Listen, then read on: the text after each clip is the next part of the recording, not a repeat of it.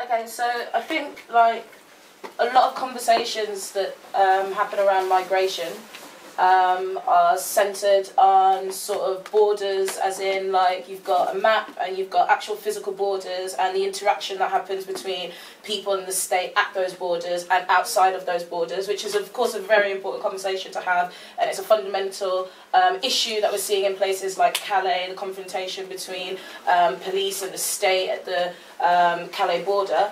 But I think it's also important, what's missing sometimes from this narrative is the fact that the idea and question of borders is a much broader thing than just a line in a map.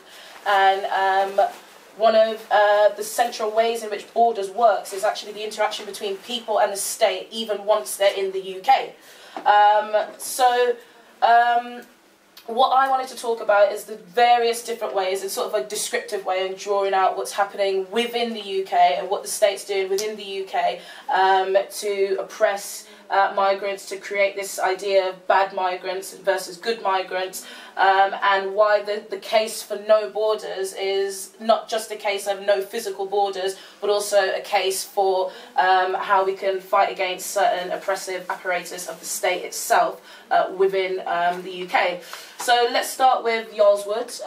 Yarlswood's a detention centre in Bedfordshire, and actually England happens to be the only country in Europe where you can hold migrants in detention centres having committed no crime indefinitely. So just think about that for a second. Like, you can hold a migrant in the UK in a detention centre indefinitely despite the fact that they've committed no crime. So what this means is that there's a constant, almost limitless flow of migrants, of people in and out of detention centres in the UK. And I think one interesting thing that's happening with detention centres as a result of the neoliberal restructuring of the economy and politics more broadly is the way in which subcontracting and legal contracts are being used to allow the government to be able to get on with their sort of political use of detention centres with no accountability. So what I mean by that is detention centres are now being subcontracted. Sometimes there's two levels of subcontraction. So sometimes in a detention centre what will happen is it'll be subcontracted to someone like Serco, who will then subcontract it to G4S to actually run the security within the detention centre, leading to a total lack of any kind of accountability for the government, meaning the government can actually harness the political benefits of having detention centres, which we'll get into a little bit later, while companies like Serco and G4S, as detention centres become increasingly privatised, have the ability to harness economic benefits from detention centres, again with total lack of accountability.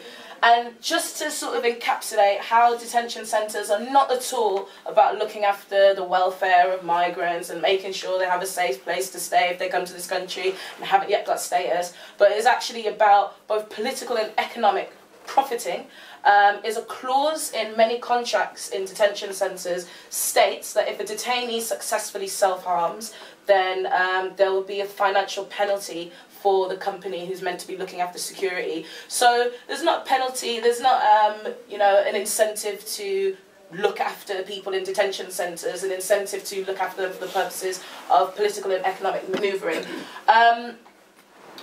What this means, though, is that when things go disastrously wrong in detention centres, so for example the 22 deaths in detention centres since 2000, the complete lack of care, the sexual, physical and mental abuse that's happening in detention centres, no one can be held accountable for it. So just to give you an idea of how bad conditions are in places like Yarlswood, I'll read out a quote from a report that some detainees released from Yarlswood about a month ago. The report says, 2 days ago, the women of Yarlswood reported that the centre was so crowded, that they ran out of food. Oh, there were only vegetables left. There were complaints of diarrhoea. Serco, which is the business contracted to provide security in Yarlswood, are packing detainees to the roof. The staff of a whole care home are being detained, so that's 70 people. People that had been working, caring for the elderly, people who had been working for small amounts of money have been detained. The Home Office is planning, or has planned, or has already executed a Nigerian charter flight, which happened on the 29th of September, trying to fill people into the plane and send them away. People are getting sick. Management has begun skipping the induction wing and putting detainees straight into the main units. They're running out of warm clothes, running out of bed clothes. Some people are having to sleep with sheets that have burnt holes in them. And people from Calais are being brought in who are very, very sick. They're not getting healthcare. People from Eritrea, and there's fears of infection, and it's overcrowded and there's too many people. So these conditions that are happening within the UK to migrants are not that dissimilar from the conditions of camps in places like Calais. And I think when we're looking at detention centres, I mean, fundamentally for companies like Serco and G4S, there's an economic incentive there. But for the government, it plays a punitive role. It's sort of saying to migrants, if you come to this country, chances are you'll get chucked in this detention centre, you'll not have any food, you'll not have any clothes, you'll not be able to see your family.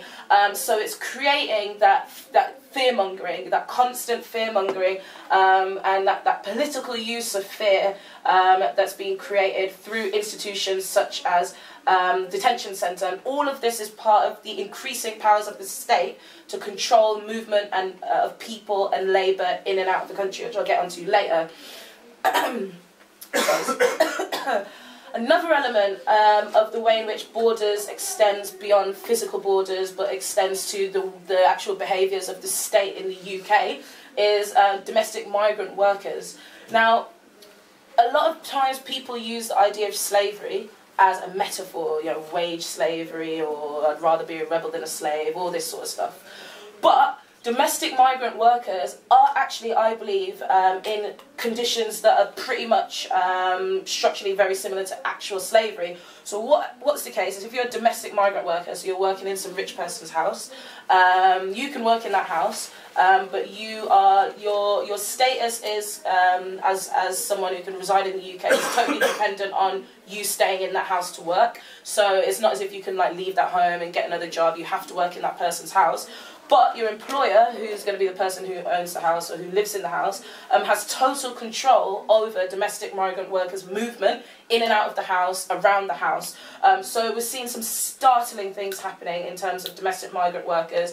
The amount of domestic migrant workers, who are usually women, who are being physically abused by their employers has gone up from 8 to 16%, which I don't even believe anyway, it's probably way more than that, but underreporting, etc. There's been drastic increases in the number of employees reporting that they're not allowed to leave their homes unsupervised. That's increased from 43 to 71%. 71% of domestic migrant workers in the UK working in people's homes, doing their cleaning, looking after their kids, can't leave their homes without supervision. And those who are forced to work over 16 hours a day has risen from 32% to 53%. So if ever there was an appropriate time where you could say that there was modern day slavery, it would be for domestic migrant workers living in the UK. And I mean, again, what this creates is this sense that someone is only as good as the labour they're able to provide to someone else, which obviously has repercussions more broadly for anti-working class sentiment. So you're only as good as your ability to wake up on a day-to-day, 9 to 5, and go and do a job that you hate. So I think that's quite important, because the sentiments around migration and good and bad and deserving and undeserving migrants actually has implications for how working class people in general are perceived in the UK, which I'll get into a little bit more later. But yeah, those narratives overlap, and that's important in terms of when we're building solidarity between different groups, but I'll go into that in a bit. Domestic violence as well. So you think, right, that you would think that government, with their narrative around looking after people and being caring conservatives, would think, oh, it wouldn't be a good idea if we made women in the UK more susceptible to domestic violence. That wouldn't be a good thing to do, but unfortunately, obviously, we're talking about conservatives. So migrant women have no recourse to public resources, which means that if you've got a migrant woman living in the UK and she's suffering domestic violence in her in her home situation, she can't even access the housing benefits, the refuges, the specialist DV services that will allow her to escape that violence because she has no recourse to public funds. Now, on top of that, the anti-migrant sentiment that's being created means she's even less likely to go to the police, because instead of dealing with the perpetrator, the police will just be like, oh wait, but what's your status? So she'll end up getting arrested and detained, and her perpetrator will just, you know, be out there still doing their thing. So I think that's important, because the narrative around migration and fighting borders within the UK is not just one based on nation states and nationality and race, but is also one very, very heavily based on gender and the way in which immigration policies are structured in a gendered way to make migrant women susceptible to what I would call domestic slavery, domestic violence, etc. So another way in which we're seeing the state enforce its borders within the UK is with workers and students and the restructuring of the NHS. So even the so-called good migrants, the good migrants who are paying into the economy, whether they're workers or students, even they are now being attacked, and there's been a second-class citizenry state has been set up between migrants on the one hand and just the rest of British people. So migrants who are already paying astronomical fees, paying for visas, paying tax, are now having to pay for the NHS, even if they're students. So obviously there's perhaps an economic element to this, you know, a little bit more money will come in here or there. But actually, I think the fundamental reason why this is happening is a political manoeuvre. It's first of all allowing us to change the very nature of the NHS to a service that used to be a free service for everyone who wasn't just a citizen but resided, just lived in the UK, to by now making migrants have to pay for particular services, it legitimises this idea that actually some people have to pay for the NHS. The NHS is no longer free for everyone that resides here. Actually, there's some times when you do have to pay. And of course, when some people have to pay, and at the end of the day, at some point, everyone's going to have to pay. So again, like those links that we can be making to build solidarity between different groups. I was at an eye hospital yesterday because I got punched in the face a couple of weeks ago, and I've got retinal bruising on my eye. But I was just at the hospital, like, yeah, I'm just gonna sit here and wait to see a doctor. And all around me, there's advertisements for if you are coming from outside the EU, you need to make sure you have your identity card. And I was like, I just want to get seen by a doctor. Why is this now a place where border agencies are, doctors and nurses and staff and receptionists are being made to be, effectively extended version of the UKBA? I've only got 5 minutes. Can I have a little bit more than that? Yeah, 2 minutes. Cheers. Okay, so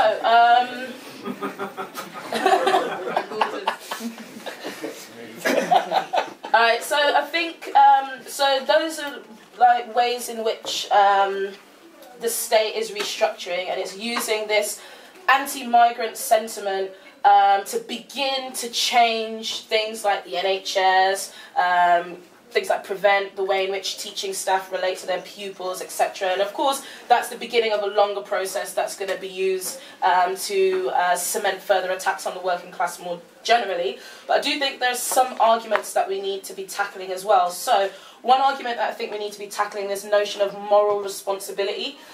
So the argument that says, Europe created this mess, which it did, but like wars and all the rest of it that the imperialism in Europe has created, which is true, but the argument goes that therefore Europe has a moral responsibility to, take in more migrants and open its borders, etc. And I think the idea of moral responsibility, I don't think it's what's going to allow us to win these arguments. I think actually we need to be arguing that while, yes, European imperialism did create this mess, actually there are political imperatives for the entire working class. And that is on that basis that we should be arguing. So we all know the argument that ultimately, like, the way in which governments use the question of migration is to divide and to rule people. But I think a really good example is a friend of ours, Rue, is a teacher. and one of his students is homeless and is writing an essay on homelessness, and the essay is entitled something like the housing crisis as caused by Margaret Thatcher's bad social housing policies and open-door immigration. So you can see how, like, even in people who are homeless, who are facing the brunt of neoliberalism, of austerity, how these ideas get them targeting migrants as opposed to the structures of violence and institutions of oppression that caused their homelessness in the first place.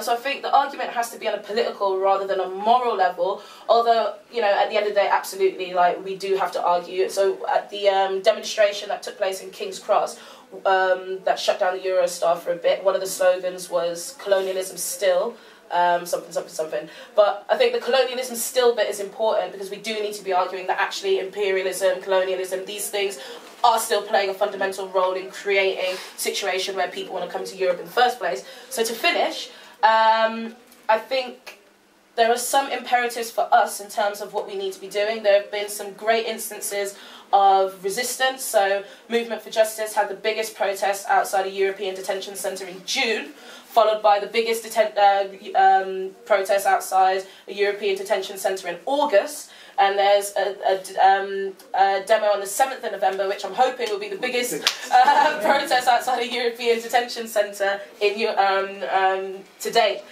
You've got feminist groups as well, like Sisters Uncut, where I'm from, and Feminist Fight Back, who are taking the question of LGBT politics, women's politics, and connecting that to migrant politics. There have been successful actions around those. Had the 100,000 demonstration on the 12th of September. There's been successful resistance to fascists in Dover. There's been humanitarian aid provided in a political way by groups like London to Calais. There's been Corbyn. There's been the King's Cross direct action. So there's been a lot going on. I think for us, though, we need to start practically and politically connecting these things. How can we build links between these various disparate groups doing X, Y, Z over here, and not just work together, but come up with a coherent political narrative that connects the interests of the working class in the UK to international, community of working class, to migrants, to women, to queer people. So I think that is our priority, basically. Revolutionary socialism in the 21st century. I hate it when everything's shortened, just so everyone knows. Thank you. Go. Okay, I wanted to Shanice has spoken in a lot of detail about the situation of migrants currently and the political pressures that are faced by them, and the nature of things like everything from detention centres to the way the NHS is being restructured. I wanted to take a step back from that and look at how we've got here, so to speak. So I just wanted to talk for about 10 minutes or so about the history of the way that immigration and racism and politicians have all been intertwined, and the way that immigration has been basically used by both the racist right and by the mainstream political establishment as a code word for race, and a way of essentially normalising certain racist worldviews and policies that wouldn't have been acceptable had they been presented unvarnished. And hopefully hopefully that kind of context will help us better understand the situation we're in, because, as Shanice said, I think the explosion of activism around these issues in the last few months has suggested that we're at a very specific moment in time where we can start to really claw back some of the ground around these issues. I wanted to really start by talking about the way these arguments were presented in the 1970s. In a sense, that's quite an arbitrary starting point. I chose it because that's the first decade I actually remember. It's quite often, it's kind of hard to describe to younger people how different the atmosphere around issues of race and how completely normal it was, especially for someone like me growing up in Surrey, just to get racist abuse every single day on the streets, and this was, you know, terminology that would just be absolutely unacceptable now, terminology that even Nazi organisations avoid using because they get into trouble if they use it, were 10 a penny. And really, what happened, I think, at the end of the 70s is, or towards the middle of the 70s through to the end, was a major shift in terms of the way the left dealt with issues of race, that you started seeing emerging around issues like the Grunwick strike, and then accelerated into movements like Rock Against Racism and the Anti-Nazi League, and culminated with the political defeat of the National Front in the late 70s. And what you got as a result of that, I think, was a transformation in the working class movement of attitudes around these questions that fed into the battles of the 80s in quite a significant way. And I think that while obviously the battles between the Labour movement and the Thatcher government of the 80s were won by the Thatcher government, a lot of the kind of arguments, the ancillary arguments about race and homosexuality and what have you, were, if not won immediately, the cultural battleground was transformed beyond all recognition.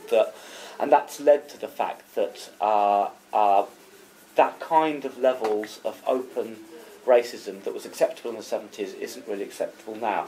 Now, I mean, the other reason I wanted to start with the 70s is it's the first time you see really a very explicit connection between immigration and racism. Because, of course, back in the 1970s, when people talked about immigrants, they typically meant black and Asian people from either the West Indies or Africa or South Asian or the Indian subcontinent, former empire, former bits of the British Empire, who had come over in the 50s and 60s essentially because of labour shortages in Britain in a variety of different fields.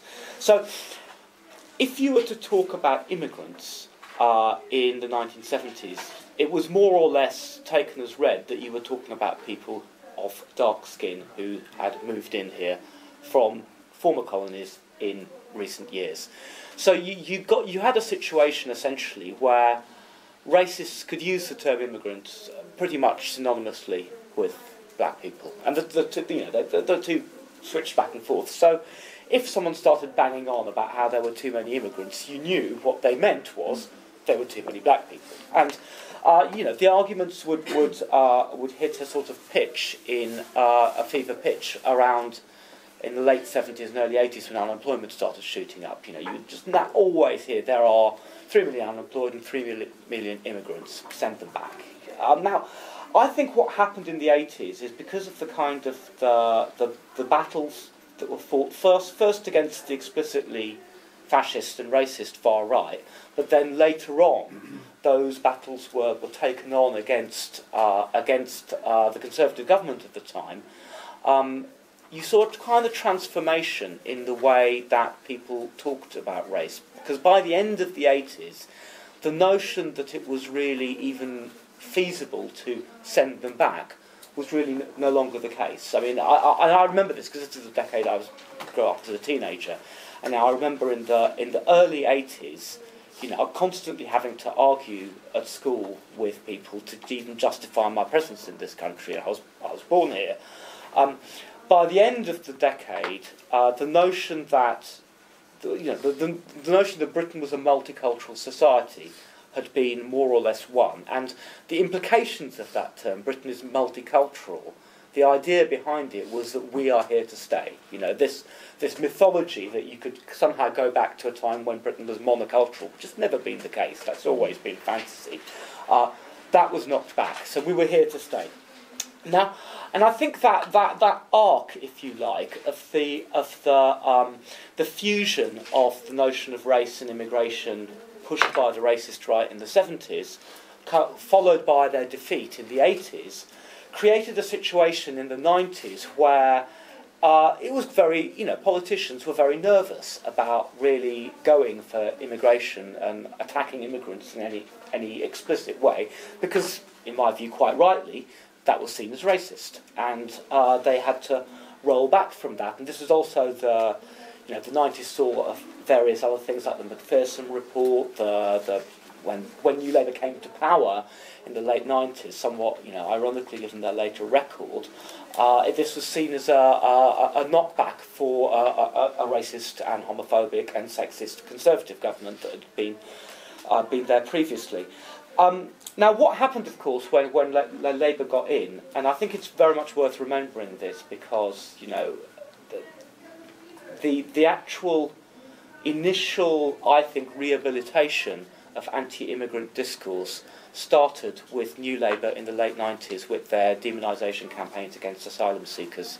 Now, there was a whole scare whipped up about bogus asylum seekers that I remember, seeing these newspaper headlines and thinking, well, hang on, isn't this just the same thing as the anti-immigrant stuff that we used to have to put up with? And that was racist, definitely. I'm remembering that rightly. So, isn't this racist too, logically speaking? Yet no one seemed to be making that argument. And I remember being quite kind of disturbed by it at the time. And of course, once you start opening the door to one kind of rehabilitating one kind of anti-immigrant rhetoric, one kind of immigrant bashing, it opens the door to all the others. So by 2004, 2005, when you had the accession of Eastern European countries into the EU, and a wave of immigration, because there were a lot of jobs here that people came to do, you saw the Conservatives in 2005 put out a poster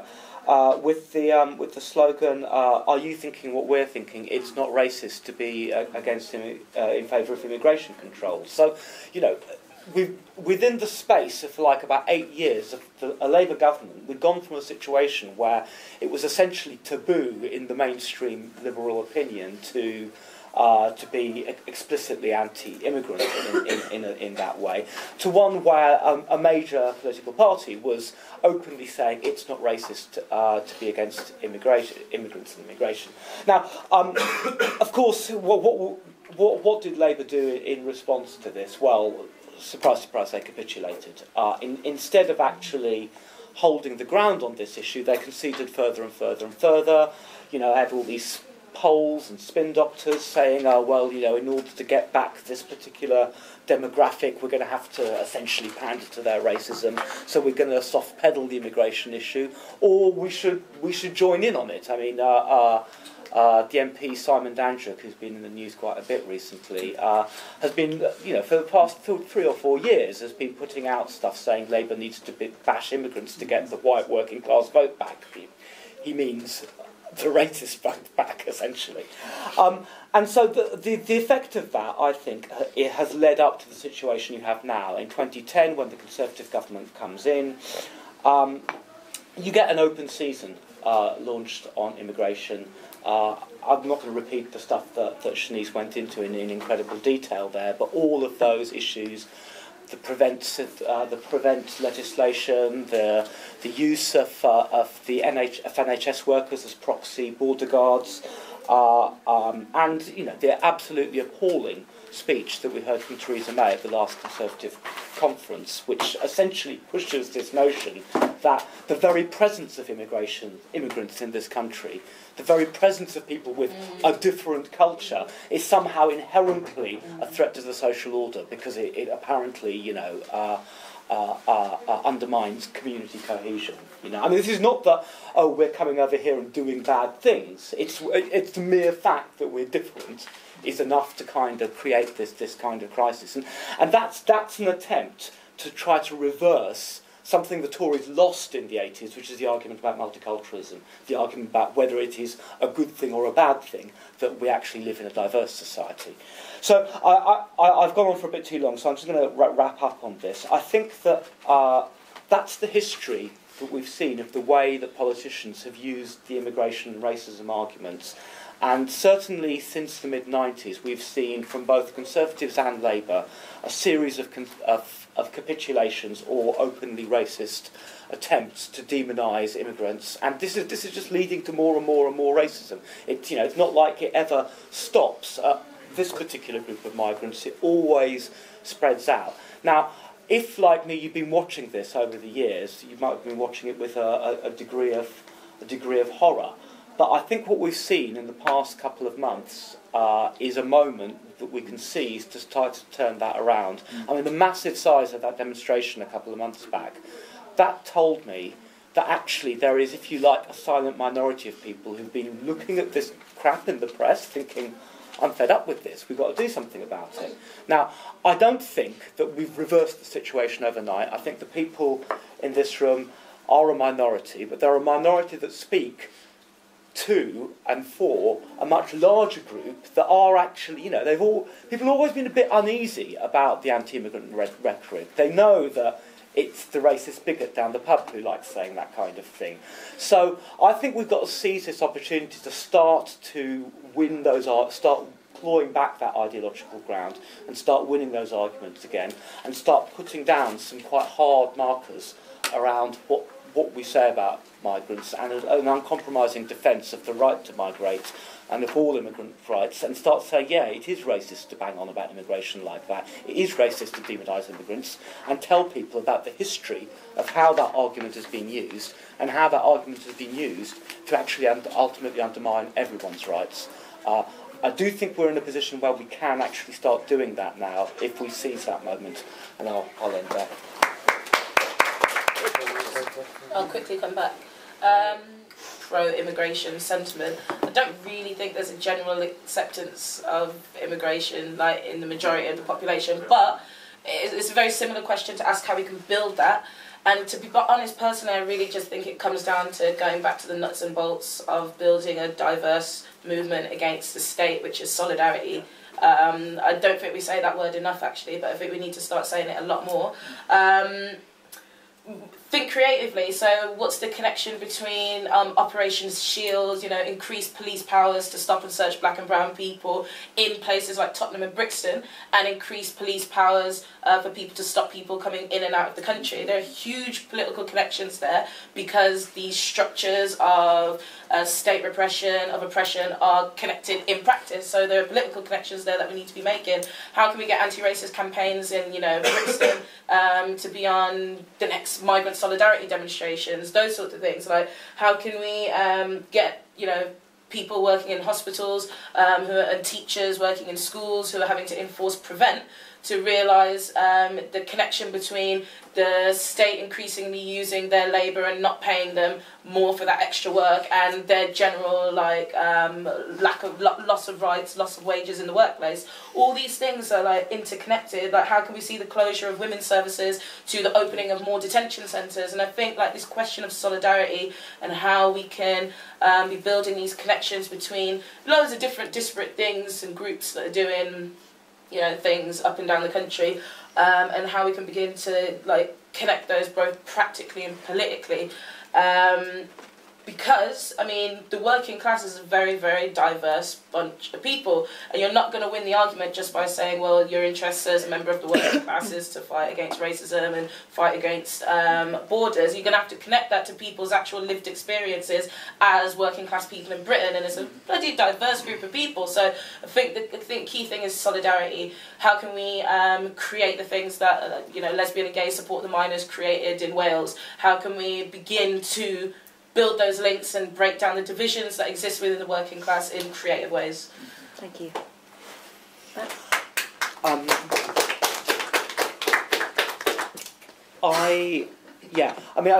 In terms of the comments about the timeline, I take on board both those corrections. The stuff about the early 90s, I just kind of blanked. I think I was so wrong. I mean, when Hannah was spraying stuff, I was just like standing in a field taking drug stops. But yeah, you can certainly trace back the genesis of that new kind of anti-asylum seeker rhetoric to that point. I certainly think that is the case. And the notion of the immigration as a code word, I think in a way that was always there, because even in the 60s and 70s, when it was much more obvious that immigrant equals black people, it was the NF that would say black people, and it was the powerlights who would say immigration, you know, and it was always, even though everyone knew these were two signifiers pointing to the same group of people, one was more polite than the other. Now, what I think happened was as if you like, we won the argument that we were here to stay, it became less acceptable to talk about race in any kind of way, and so thus, if you were going to talk about race at all, you'd have to do it in code, and that's why it kind of, you know, and the point about the "it's not racist to be against immigration" poster was it was the first time it was explicitly trying to say, well, we can talk about race this way, and that's not racist, is it? There's a sort of nudge and a wink to the, you know, are you thinking what we're thinking?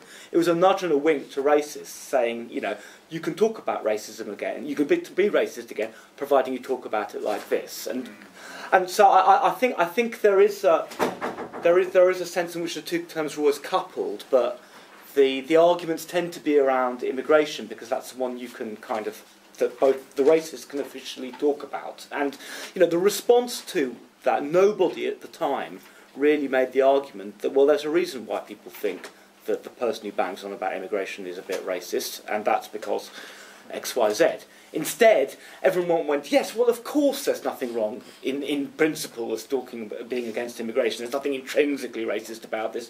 And you ended up with this echo chamber in the media of all these different politicians saying that, you know, culminating in things like that farcical thing in the 2010 election campaign with the slightly bigoted woman that Gordon Brown butted, you know, I mean, anyway. I could go on about that for ages. I just want to make 2 points, really. One was about the way it fits in with austerity, which I think several people have kind of mentioned. I think you're absolutely right that you can't just campaign about austerity and campaign about bread and butter issues and hope that the scales fall from people's eyes. I think the problem with that argument is it misses the way that, you know, people psychologically invest in racism. If you've got a shit life, and, you know, blaming the immigrant is something you can get a bit of a kick out of, and it's perfectly possible for people to kind of be left wing on austerity issues and still buy into all of this rubbish. And so I do think you have to explicitly start taking apart those things. What those austerity campaigns do give you is an audience where people who trust you over one issue might actually start listening to you about some of the, when you start saying you can't say that, that's you know, hashtag problematic. So the hashtag probably wouldn't help in that situation. But I do think that austerity is a key battleground in one other way, which is I remember a couple of years ago, the 2008 London elections, the BNP put out a pamphlet saying that the traffic jams in London were caused by all those immigrants coming over here and driving their cars, right? And I remember laughing at this at the time. But of course, you know, last year, Farage comes out with exactly that line, except it's the M4, so all the immigrants are now, you know, they've filled up all the roads in London, so they're taking over the M4 now. But I remember thinking at the time that while that is obviously an absurd argument, even like a racist to blush to make that kind of argument, it does tell you that any issue about resources can be spun as, you know, because if you say it's about, well, the pie is so big and we can't make it any bigger, if you say it's about the numbers, then, well, okay, who doesn't get the pie? We have to divide the people in the room into the most people who will get a slice of pie and the minority that we're going to, we have to deny pie to because there's just too many people here. And so any austerity imposition can be justified on the grounds that there are too many people, and that's why we have to fight against the too many people arguments if we're actually going to be effective in fighting austerity. Just in terms of how do we fill that gap, how do we popularise the argument? Look, I mean, this is a $6 million question, and I'm not going to...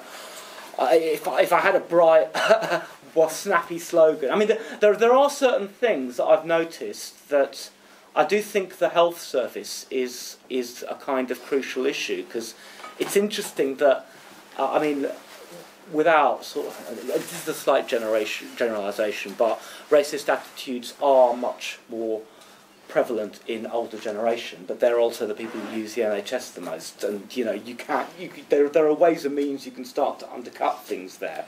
Though there are issues, of course, about you don't want to play too much into the, you know, good working immigrant versus bad sponging immigrant arguments. So, but I do think that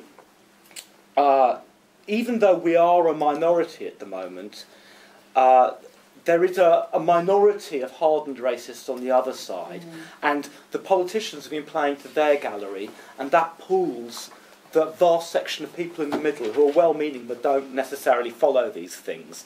And they've been listening to one side of the chorus for a very, very long time. And what we've got now is a chance to sort of galvanise a minority on our side, but start presenting a coherent argument and start winning back that middle ground. And I would put it in those stages. I think at the immediate point now, I think the priority is to start to build something that can make that unified argument. And then we can start seeing how we can push that out. Issues like, I mean, there are certain button issues that have burst up, and there are things like prevent. There has been a really interesting a Students Not Suspect tour that's gone around, which has had really big meetings. People are coming back against this. I think the Docs Not Cops initiative is really interesting, and because people are angry about what's happening to the NHS. And when you put it like that the reason they bring in this infrastructure is because they eventually want to start charging everyone. I mean, people are going to get that argument. So I think it's about testing out what we can do, but I do think we can start to win on this question. I'll shut up now.